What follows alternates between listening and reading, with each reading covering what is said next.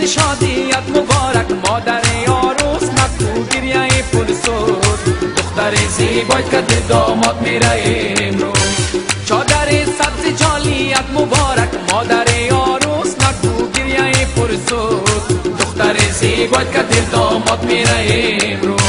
شب خوشی عزیزان شاد و خندان مادر عروس نکو گریه پرسود دختر زیبایت که داماد میره امروز